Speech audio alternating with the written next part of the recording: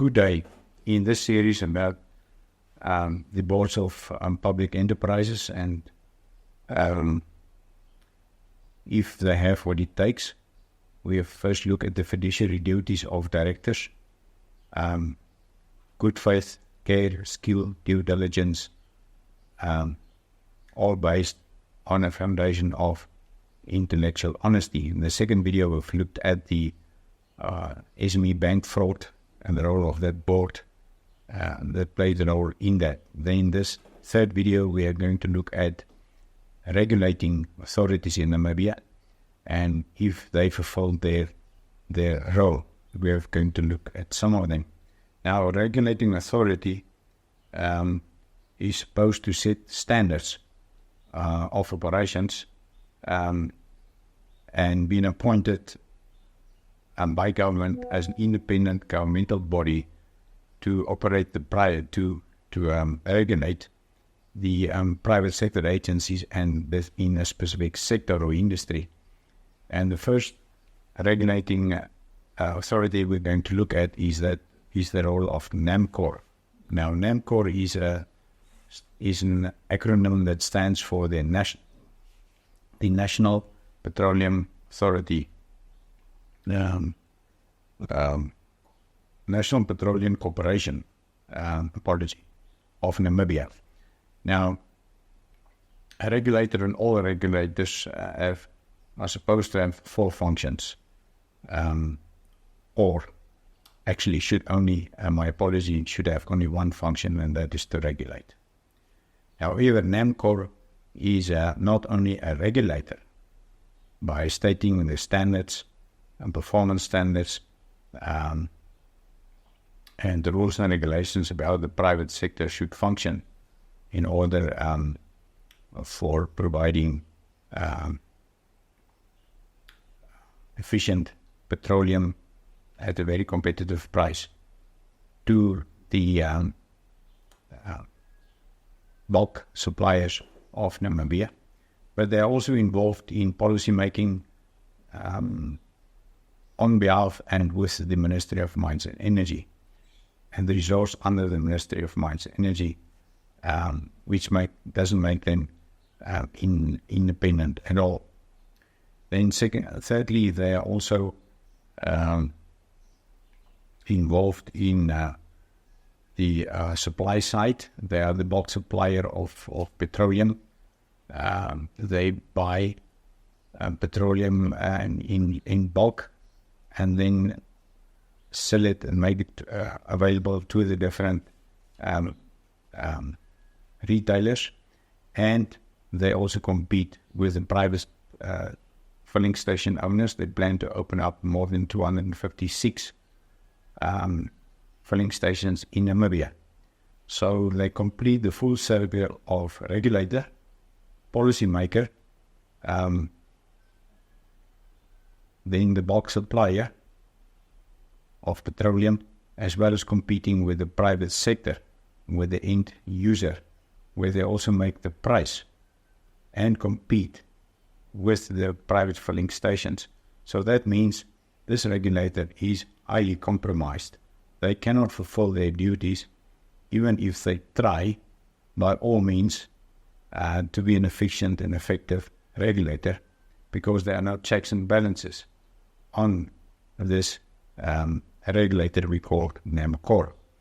And private filling station owners already find it very difficult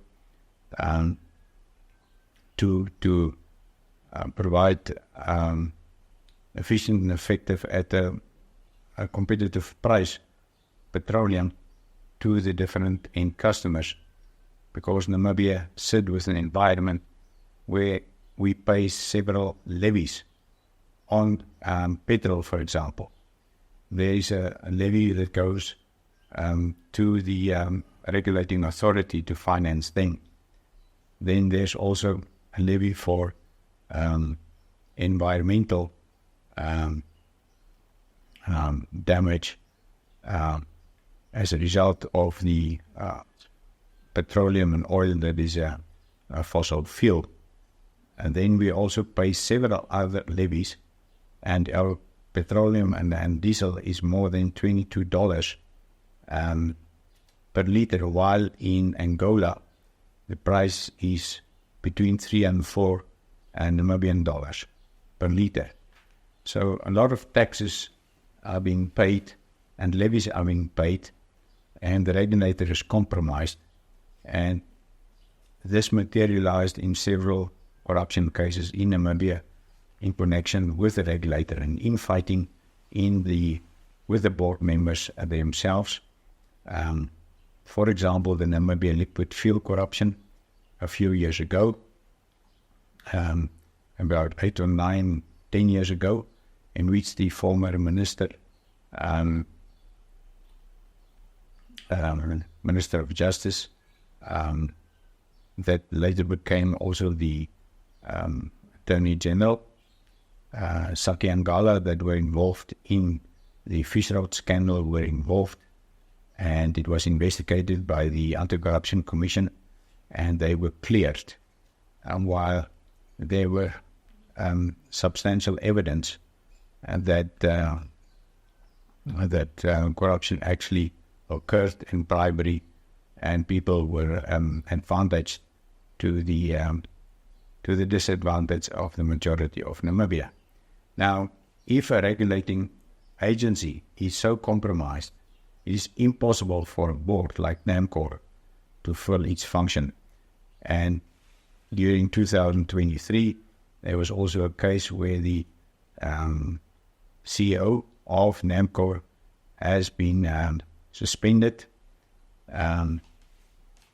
regarding contracts being signed with Angolan companies, and that have also culminated in the chairman of the board resigning, and several other irregularities happened as a result of that, where the Minister of Mines and Energy also took his time to intervene, and when he intervened, it was actually too late to prevent further corruption. Now, this is the case of NAMCOR. Now, I also want to state that at Walvis Bay, in the development of the petroleum depot in Walvis Bay, overspending of that project also have taken place. It was planned for about 1.3 or less billion, and it eventually cost about 3.6 billion, meaning overspending in that regard to establish the petroleum depot in Walvis Bay. And that means the involvement of not only NAMCOR, but also the Ministry of Mines and Energy and those controlling that, the completion of that project under circumstances of overspending, incorrect specification of tender specifications, raise a number of questions about that. Then the second regulating board is NAMFISA, Namibia Financial Institutions Supervisory Authority, and that is supposed to regulate all financial institutions in Namibia, including micro-lenders, insurers, and pension funds. And one of them is the GIPF, in the Government Institution Pension Fund, the biggest pension fund in Namibia, to which all public sector employees belong. And we have more than 150,000 public employees in Namibia. Now, it became also normal practice that the GIPF also allowed funding of black empowerment companies for entrepreneurship with the funds of the public servants in Namibia, resulting in a number of failed projects and also what we call the GIBF scandal of a few 100 million lost because the board took decisions to allocate money to black empowerment people and disadvantaged people, including business and politically connected people without even proper business plans that failed, in which an alleged also a judge were involved. Now, how it has been able to happen under the supervision of the Namibian Financial Institutions Authority that is supposed to regulate it is also a disgrace to Namibia. And it's also a well-known fact that those involved in this corruption that worked at Namibia at a point in time, some of those people also told me that the national intelligence were involved in removing hard drives and motherboards of computers at the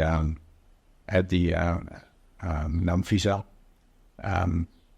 just before or just after the executive director, Mr. Rainer Ritter, at that point in time have disclosed the extent of the corruption there, and have written a long report in which provide the Minister of Finance one report, for example.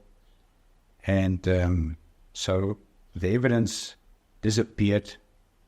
If that is the case, then the national intelligence removed the hard drives to protect highly connected people, and since then nobody have been charged to appear in court. Nobody have convicted because the evidence has been removed, and such evidence doesn't exist anymore. And Prosecutor General also did not receive, according to her, Ms. Malwa, enough evidence to prosecute people based on police dockets, and nothing is expected to happen. So it's another compromised regulating authority dealing with the biggest pension fund in Namibia, the GIBF. Then another regulating authority is the CRAN, Communications Regulating Authority of Namibia, well known as CRAN, supposed to regulate the telecommunications industry in Namibia, such as radio, television, using spectrum, using fiber, using all sorts of social media networks. And according to the recently formulated Cybercrime Act, the Executive Director of CRAN is supposed to report to the Executive Director of the National Intelligence Agency, and the Executive Director of the National Intelligence Agency is supposed to report to the Parliamentary Committee on Security, mentioned in Article 32 of the Constitution. But according to parliamentarians, as mentioned in the EPRA report, what we call the Big Brother report, at least during 2023, of which I'm a board member, I just repeat the name, the Economic Policy Research Association, and we have a website, epra.org.com. These parliamentarians stated that that committee doesn't exist anymore. Now, how it is possible that an executive director of a regulating authority can report to a national agency's executive director means it's not independent. And CRAN also regulates two monopolies. The first monopoly was established was telecom after independence, and then the second one was MTC, where they have sold some shares to the private sector, where the government hold a large interest of shares in. And so how a communications agency that is supposed to be independent and report to the National Intelligence Agency can actually regulate an industry where two government monopolies exist that compete directly with the private sector and with small upcoming players where the communications regulating agency is supposed to provide for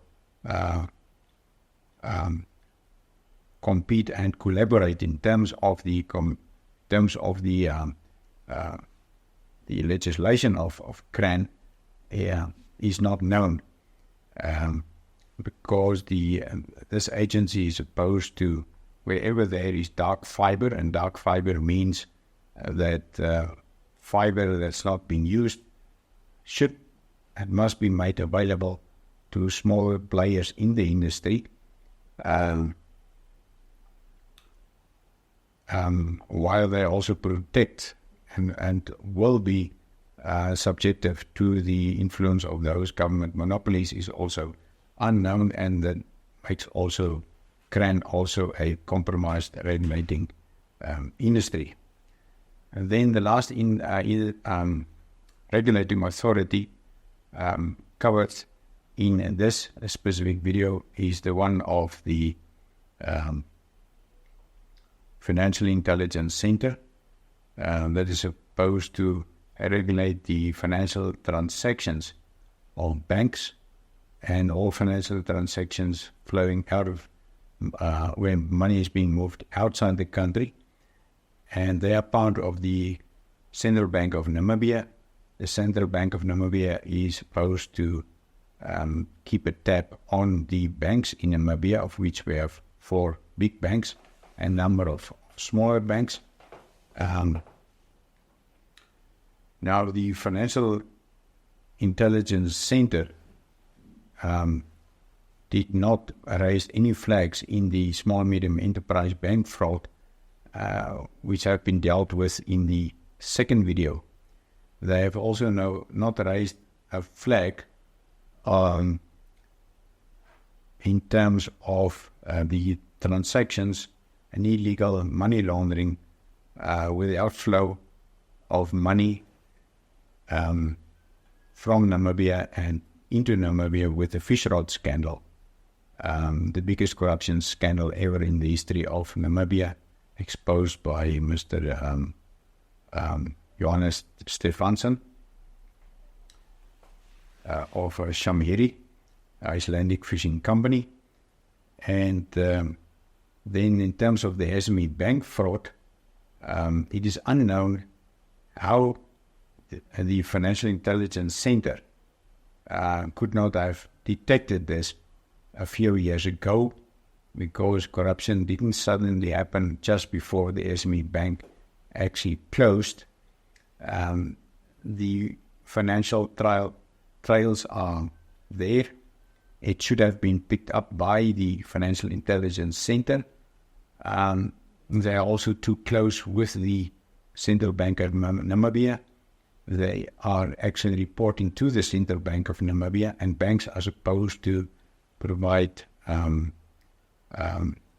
monthly reports to the Central Bank of Namibia and the Financial Intelligence Center in terms of the flow of transactions, and also in terms of the fish rod scandal, where a number of lawyers were involved, and also the ruling party. Those transactions have not been flagged, and the SME bank fraud happened under the noses of those regulating agencies, the Central Bank of Namibia, that is supposed to regulate the banks, and the Financial Intelligence Center, that is supposed to pick up all financial transactions, the flow of that of banks, and to follow the trail of money.